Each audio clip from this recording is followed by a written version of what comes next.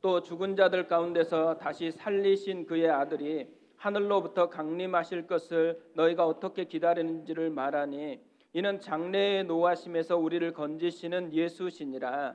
아멘. 오늘은 지금 우리도 변화될 수 있다.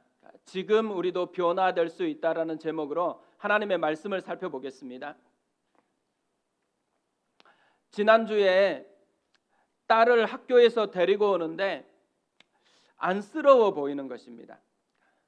얼굴에서 고3의 피로함이 고스란히 느껴지는 것이죠.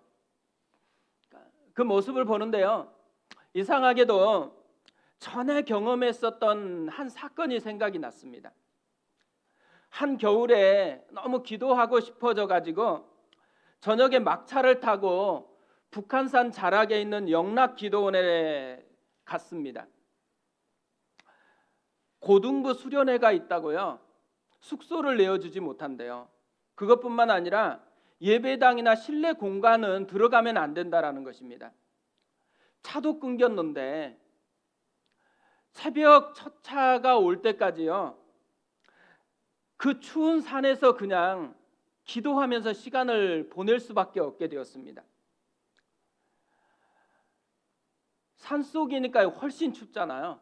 너무 추워지니까 막 뛰면서 소리를 고래고래 지르면서 기도를 하기 시작했습니다.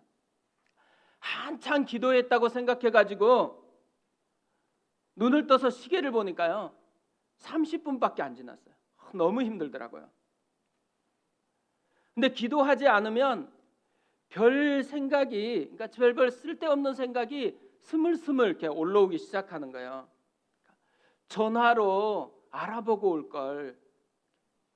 나 왜 그렇게 가난해가지고 차도 없는 거지? 오늘 밤 따라 왜 이렇게 추운 거야? 하나님이 이런 거 다 하셨을 텐데 기도를 조금 나중에 하도록 마음을 좀 조정해 주면 안 됐을까? 처음에는 후회로 시작했다가요 점점 원망으로 이렇게 막 진행이 되는 거예요. 이런 내 모습이 싫어가지고 더 뛰면서 간절하게 기도를 했습니다. 한참 기도하다가 새벽 4시 정도 된 것 같아요. 눈을 떴는데 반짝반짝하는 게 보이는 거예요. 달빛에 눈이 반사돼 가지고 반짝반짝 빛나는데요, 그때 창세기 1장 말씀이 떠오르는 거예요. 그러면서요 내가 정말 춥다고 느꼈는데 그 공간의 의미가 바뀌었어요.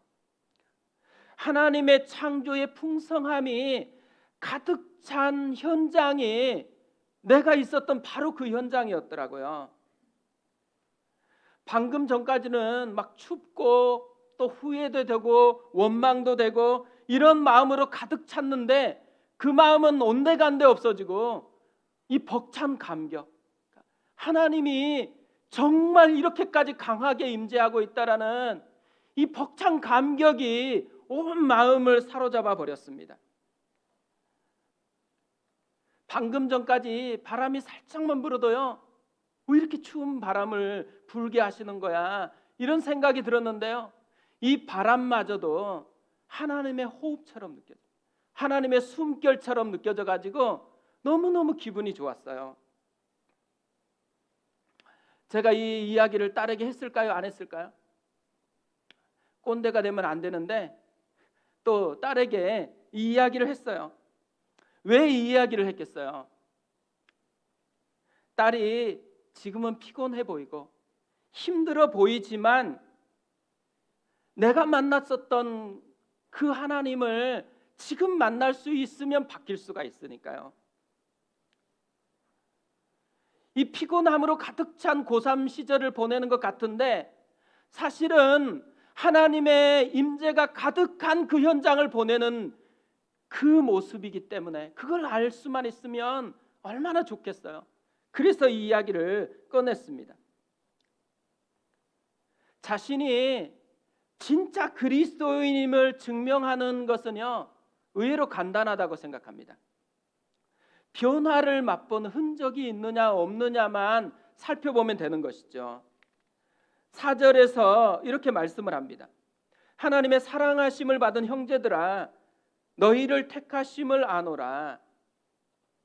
바울이 데살로니가 교회의 지체들을 하나님의 사랑하심을 받은 형제들아 이렇게 불러요. 그뿐 아니죠. 택하심을 안다라고 거침없이 이야기를 합니다. 왜 이렇게 거침없이 이야기할 수 있을까요? 답은 의외로 쉬워요. 데살로니가 교회에는 선명한 변화의 흔적이 있었기 때문이라는 거예요. 오늘 말씀을 살펴보면요, 바울은 데살로니가 교회에 있었던 선명한 변화의 흔적이 무엇인지를 상세하게 묘사를 하고 있어요. 첫 번째로는요, 말씀을 받아들이고 있다라는 거예요. 6절에 이렇게 되어 있습니다. 또 너희는 많은 환난 가운데서 성령의 기쁨으로 말씀을 받아 우리와 주를 본받은 자가 되었으니, 지금 복음 때문에 박해를 받고 핍박을 받은 상황인데도 불구하고 그들은 말씀을 받아들였어요. 핍박을 감수하겠다라는 그런 마음인 거죠. 그것뿐 아니에요. 한 단계 더 나아갔습니다.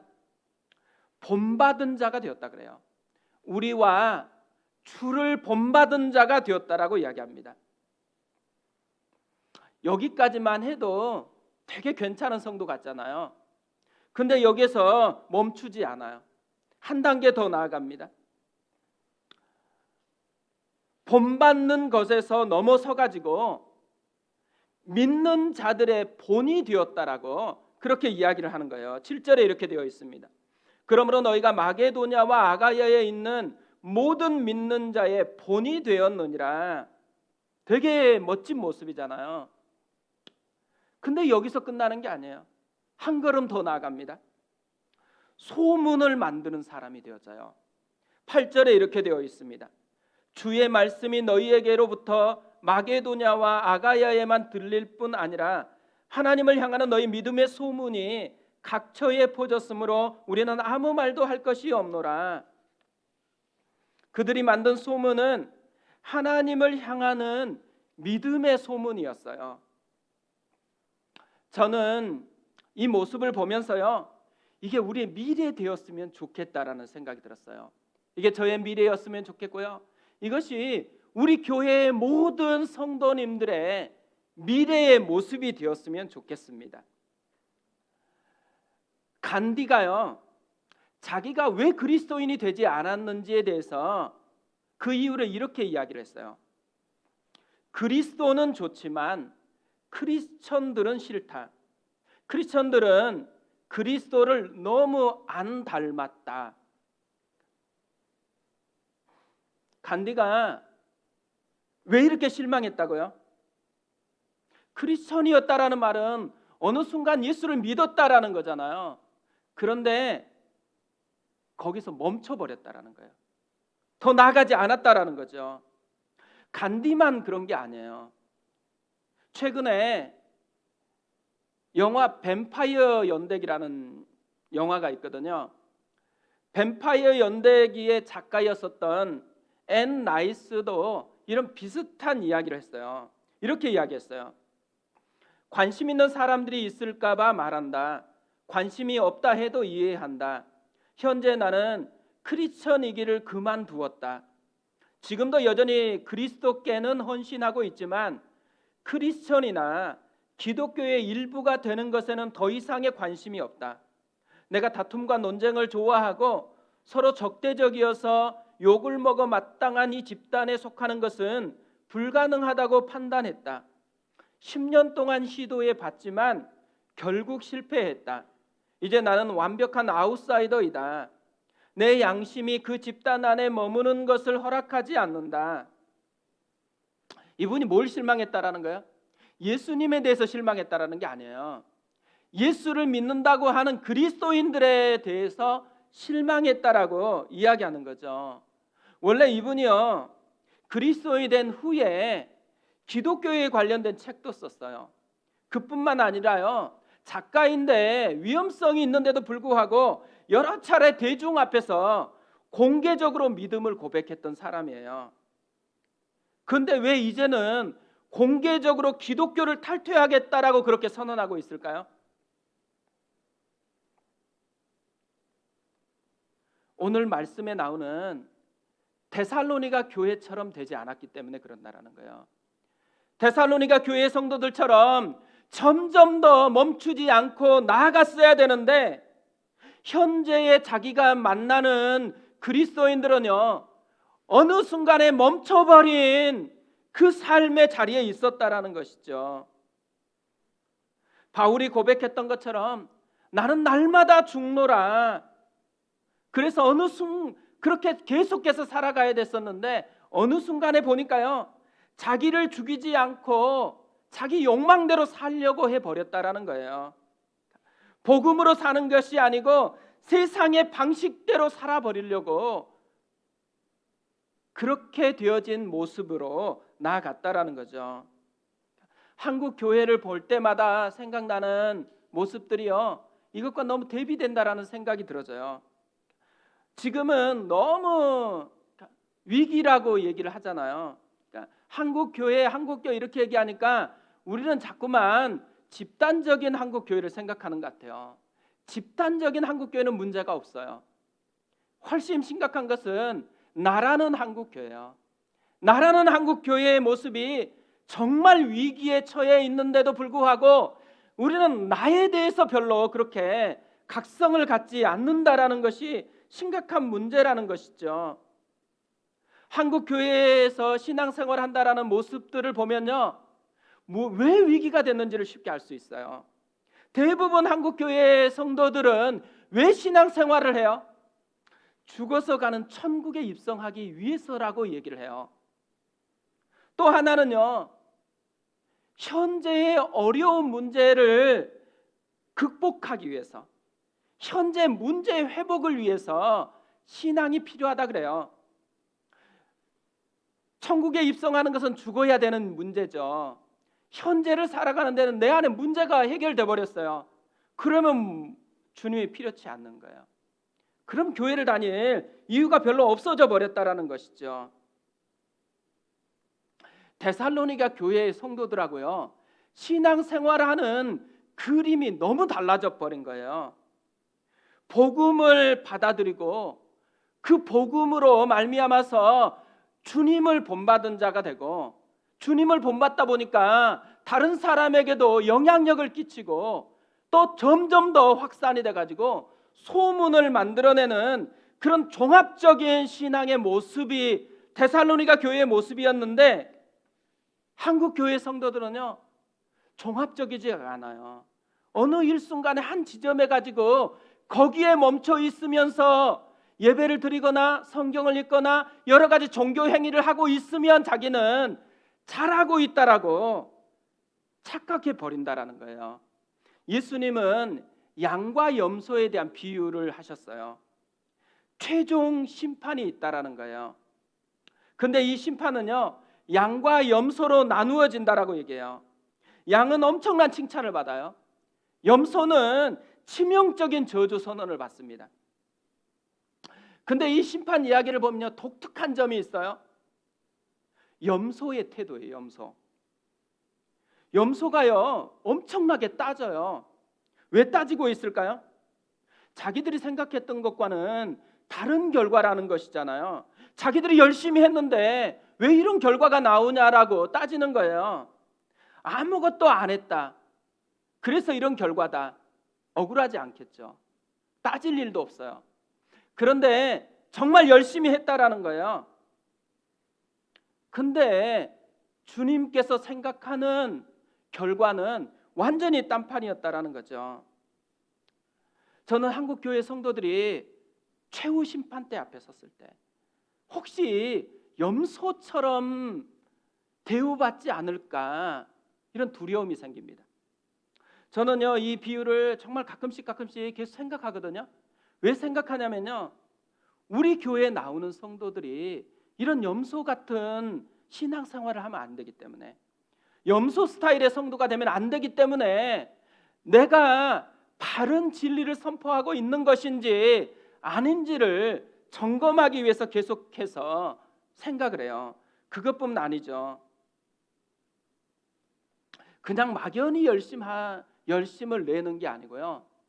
내가 하나님의 기준에 맞추어진 열심을 내고 있는지를 점검해야 되기 때문에 그래요. 하나님의 기준이 뭐예요?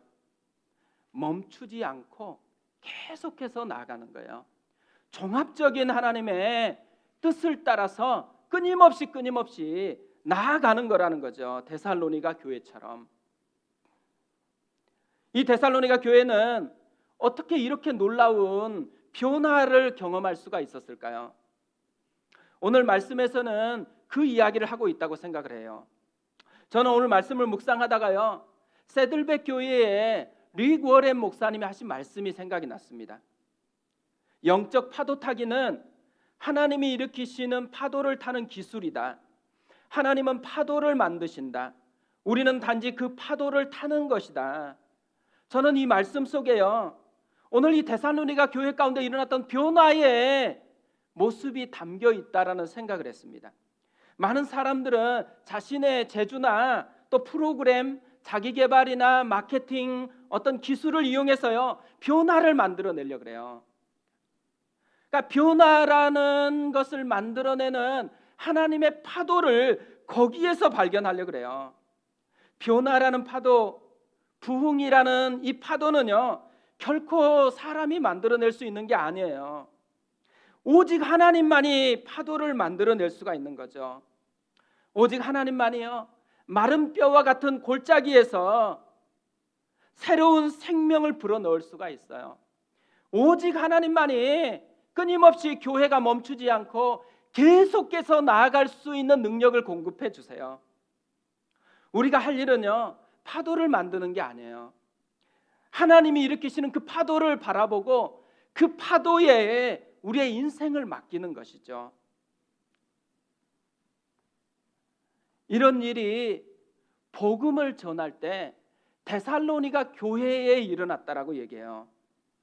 오늘은 그것을 좀 살펴보려고 하는데요, 변화가 데살로니가 교회에 일어났었던 첫 번째 이유가 뭐냐면 성령님이 함께 하셨기 때문이라는 거예요. 이걸 파도로 이야기하면요, 사람이 아니고 하나님이 일으키시는 파도가 있었기 때문이라는 거죠. 파도 타기를 할 때는요, 기술보다도 선행된 게 있어요. 파도가 일어나는 거예요. 파도가 없는데 아무리 기술이 뛰어나도 탈 수가 없는 거잖아요. 데살로니가 교회에는 하나님이 일으키는 파도가 있었다라는 것이죠. 5절에 이것을 이렇게 이야기해요. 이는 우리 복음이 너희에게 말로만 이른 것이 아니라 또한 능력과 성령과 큰 확신으로 된 것임이라. 복음이 단지 말로만 전파된 게 아니고 세 가지가 더해졌대요. 능력과 성령과 큰 확신. 능력과 성령과 큰 확신은 뭘 의미할까요? 제가 여러 가지 책들을 살펴보니까요, 이렇게 결론 내릴 수가 있겠더라고요. 성령님이 일으키시는 두 가지 파도가 있었다라는 거예요. 능력은 복음이 전파될 때 성령님이 듣는 청중에게 일으키는 파도이고, 큰 확신은 성령님이 복음을 전파하는 사람에게 일으키는 파도라는 거예요. 존 스타트 목사님이 이것을 이렇게 정리를 했어요. 능력은 설교의 객관적인 결과를 묘사하며 확신은 설교자의 주관적인 상태를 묘사한다. 여기서 능력 이 단어를 이렇게 떠오르면 자꾸만 외적인 어떤 기적들을 생각하는 것 같아요. 우리가 병이 있었는데 하나님이 그것을 낫게 해주셔가지고 예수를 믿게 됐다든지, 또 간절하게 어떤 것을 놓고 기도했는데 하나님께서 그것에 응답해 주시는 그 기적 때문에 예수를 믿게 되었다라고 얘기하는 사람도 있기 때문에 그렇겠죠. 그런데 여기서 말하는 능력은 그런 의미가 아닙니다.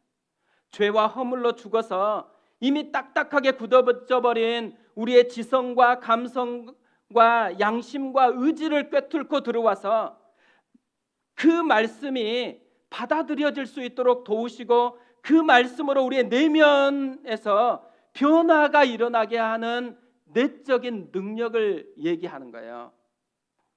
말씀이 내게 하시는 하나님의 말씀으로 들리게 하는 그 능력, 그 말씀을 받아들여서 새로운 삶으로 자꾸만 도전하게 하는 그 능력을 의미한다라는 거예요. 이게요, 데살로니가 교회에서 일어났어요. 6절에서 이렇게 얘기해요. 또 너희는 많은 환난 가운데서 성령의 기쁨으로 말씀을 받아 우리와 주를 본받은 자가 되었으니, 외적인 기적을 얘기하지 않잖아. 내면 속에서 성령님이 일으키시는 기쁨의 파도가 나타났다라는 거야. 그래서 말씀을 받아들이고, 그래서 주님을 본받은 그 삶을 추구하게 되었다라고 얘기하는 거죠. 합심대학교 박형영 교수님이 계시는데요, 이 부분을 이렇게 설명하면서 이렇게 이야기를 했어요. 말씀 없는 성령은 실탄이 없는 것과 같고, 성령이 없는 말씀은 화약이 없는 것과 같다. 말씀을 가까이 하지도 않으면서도요, 자꾸 성령 아무리 떠들어봐야 아무 소용없다라는 말인 거죠. 그뿐 아니에요. 말씀을 아무리 많이 알고 있어도 성령님이 우리의 영혼을 만지지 않으면 화약 없는 실탄과 같이 아무런 능력이 나타나지 않는다라는 말이에요. 반드시 성령님이 일으키시는 그 파도에 몸을 맡겨야 된다라는 거죠. 오늘 우리가 예배를 드리잖아요. 이 예배를 드릴 때 우리가 정말 사모해야 될 한 가지가 있다면 성령님이세요. 성령님이 일으키는 그 파도라는 거예요. 그때 우리 속에서도 능력이 나타나고, 우리 속에서도 확신의 역사가 나타난다라는 거죠. 설교가 말이 되느냐, 설교가 나에게 속삭이는 하나님의 말씀이 되느냐, 설교가 나를 변화시키는 능력이 되느냐는 내 속에서 역사하시는 성령님께 달려있다라는 거죠. 성령님은요, 끊임없이 우리에게 파도를 일으키는 것처럼 다가와서 만지려고 그래요. 그 성령님을 우리가 바라보고 그것을 맛보았으면 좋겠어요. 두 번째로요, 이들에게 변화가 일어났던 이유가 있다면 회심이 선명했기 때문이라는 거예요. 이 회심이라는 말은요, 파도로 설명하면 이런 거라고 생각이 되어집니다. 하나님이 일으키시는 파도를 구경한 게 아니고 그 파도에 뛰어들어서 그 파도에 자신을 맡기는 거. 그러니까 데살로니가 교회에 이런 일이 일어났다라는 거죠. 데살로니가 교회는요, 이런 회심이 세 단계로 일어났다라고 그렇게 이야기를 합니다. 첫 번째 단계는요, 돌아오는 것이었어요. 9절에서 이렇게 말씀합니다.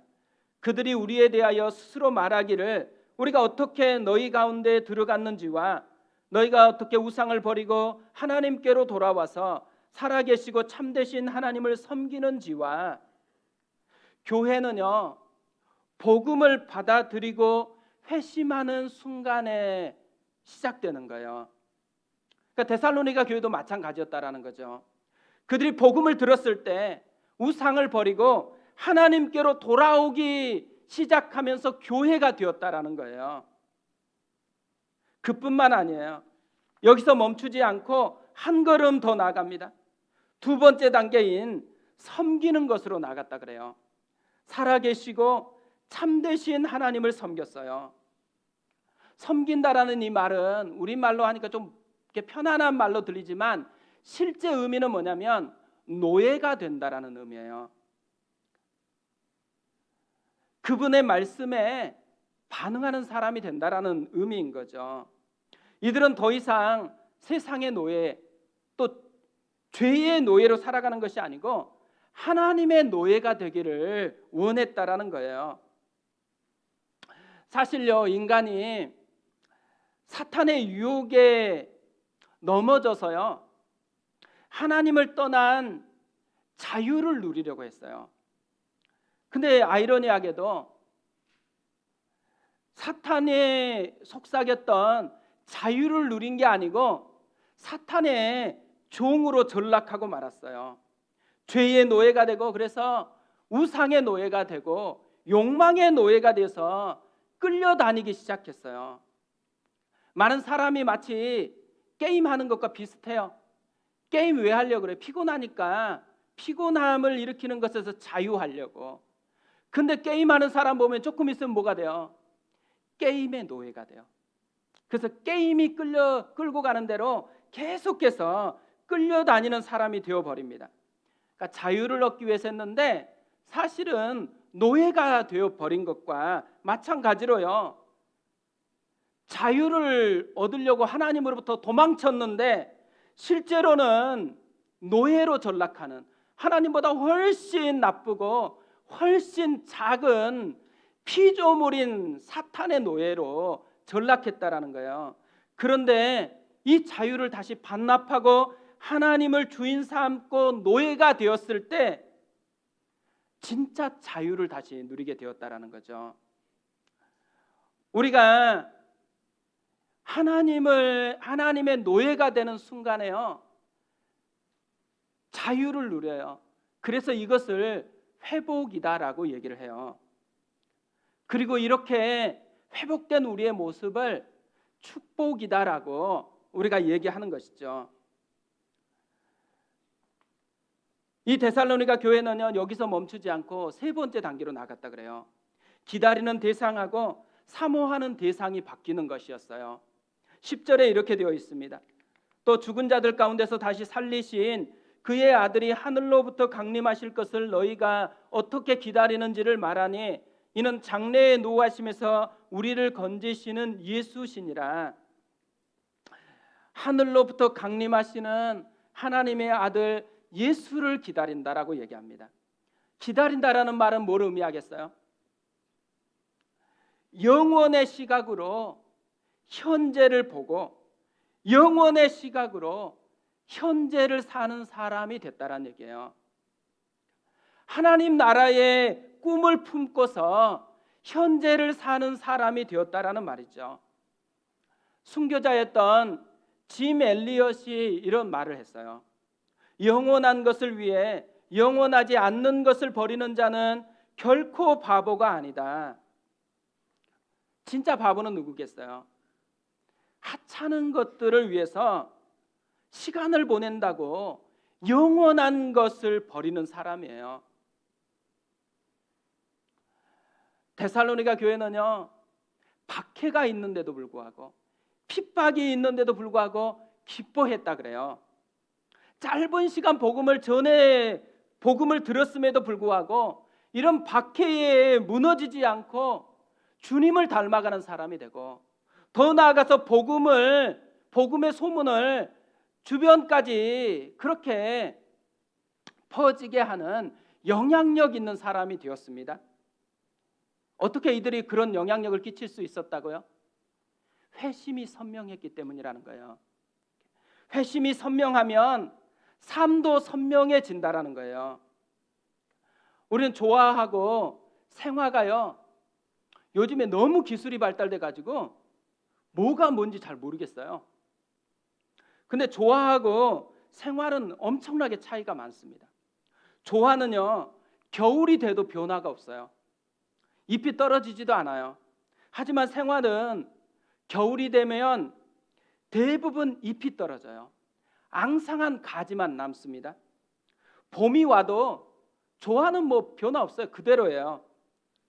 생화는요, 앙상해 보였는데, 죽은 것 같았는데 싹이 돋아나요.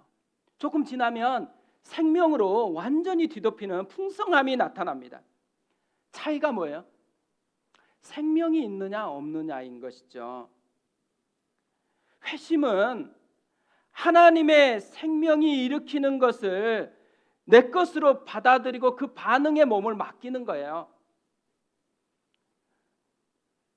하나님의 생명이 내 안에 들어와서 그 생명이 역사하게 하는 것, 이게 회심의 역사였다라는 거죠.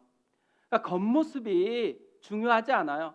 겉모습이 지금은 초라해 보여도 생명만 있으면, 하나님의 생명만 있으면 어느 순간에는 돋아나고 풍성해지는 역사가 있을 것이기 때문인 것이죠. 우리는 조화와 같은 신앙일까요? 아니면 생화와 같은 신앙일까요?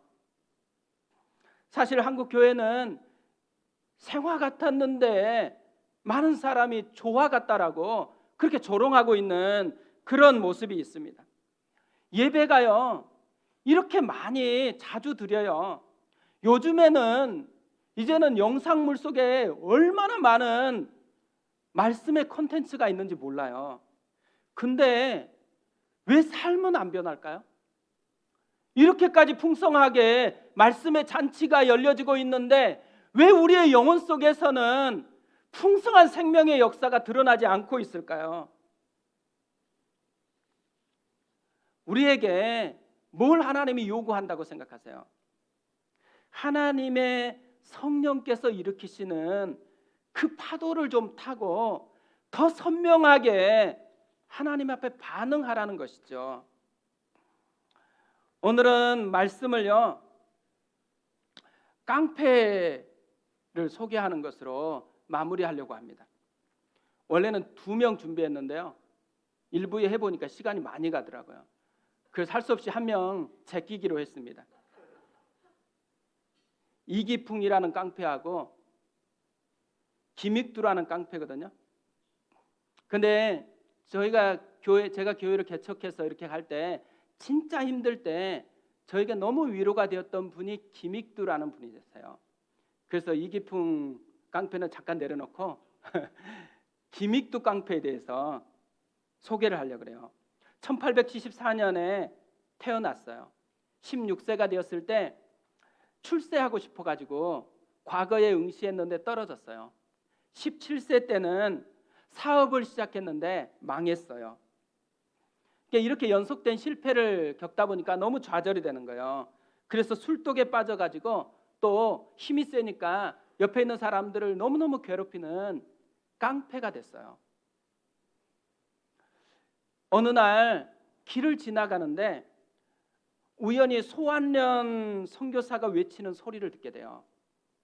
사람은 죄 지은 대로 보응을 받습니다. 그래서 죄인은 지옥으로, 의인은 천국으로 가게 됩니다. 그런데요, 이 죄라는 말이요, 가슴에 꽂혔어요. 왜냐하면 죄라는 말하고 너무 잘 어울리는 인생이 자기였기 때문에. 그래서 이 선교사 앞에 털썩 주저앉아가지고 무릎을 꿇으면서 하염없이 눈물을 흘리면서 참회를 했어요. 10개월 동안 자신의 이전 삶을 정리하고 새로운 삶을 살아가기 위해서요, 열심을 냈어요. 그때요, 성경을 읽었는데 몇 독 했을 것 같으세요? 무려 100독을 했대요. 한 달 10개월 동안. 어느 날 성경을 읽고 있는데 평소에 친하게 지냈던 친구가 찾아와서 이렇게 이야기를 하는 거예요. 이 사람아, 방구석에서 무슨 청승인가? 우리 주막에 가서 대포나 한잔 하지? 내가 요새 약을 복용 중이어서 술을 못 먹겠네 그려. 무슨 약인데? 지금 구약과 신약을 먹고 있거든. 술은 절대 금물이라는 처방이 있어서 안 되겠네 그려. 이 김익두라는 청년은요, 하나님의 성령님이 일으키는 파도를 탔어요. 그래서 선명하게 회심을 했죠. 거기서 멈추지 않았어요. 계속해서 하나님이 원하는 그 삶으로 도전을 했어요. 그렇게 된 결과가 어떻게 됐을까요? 그는요, 부흥의 인도 776회, 설교 2만 8천여 회, 연 집회 인원 150만 명, 새신자 28만 8천 명, 새 교회 건축 150여 처, 증축 140여 처, 유치원 신설 120여 처, 병자 치유 만여 명, 믿고 목사가 된 사람 258명. 이게요, 한국 교회의 모습이었어요. 한국 교회가 시작되어졌을 때 성령님이 일으키는 파도가 있었어요. 그리고 그 파도에 자신의 인생을 맡기는 하나님의 종들이 있었어요. 그리고 이 파도에 맡긴 그 종들을 통해서 한국 교회가 불같이 일어나는 그런 역사가 있었습니다. 회심한 사람들의 이야기는 성경에도 많고요. 교회사에 굉장히 많아요. 근데 왜 제가 한국 교회사에 나오는 이분들을 이야기하고 있을까요? 한국 교회의 이야기니까. 지금 우리가 살아가는 우리 교회의 이야기니까. 하나님께서 우리에게 한국 교회를 통해서 속삭인다고 생각해요. 나는 지금도 여전히 파도를 일으키고 있다. 너를 기다리고 있다. 네가 똑같이 그 파도에 몸을 맡기고 마음을 맡길 수만 있다면 너 안에서 동일하게 하나님의 놀라운 역사가 일어날 것이다. 이 메시지를 우리에게 속삭이고 있다라는 것이죠. 우리의 문제는요, 예수 믿기 전의 모습이 어땠느냐가 아니에요. 또 우리의 문제는요, 어제 내 모습이 어땠느냐, 오늘 아침까지 내 모습이 어땠느냐, 아무 문제가 아니에요. 문제는 지금 내가 내 안에서 역사하시는 성령 앞에 어떻게 반응하고 있느냐, 이것이 우리의 유일한 문제입니다. 이것이 지금 우리가 하나님 앞에서 반응해야 될 유일한 사명이고 과제라는 것이죠. 데살로니가 교회처럼 우리도 성령님이 일으키는 파도에 우리의 전부를 맡기고 멈추지 않고, 내가 다른 사람과 비교해서 조금 낫다라고 그것에 멈추지 않고 계속해서 도전하고 나아가는 그런 모습이 되었으면 좋겠습니다. 그 마음을 가지고 우리 찬양하고 기도하겠습니다.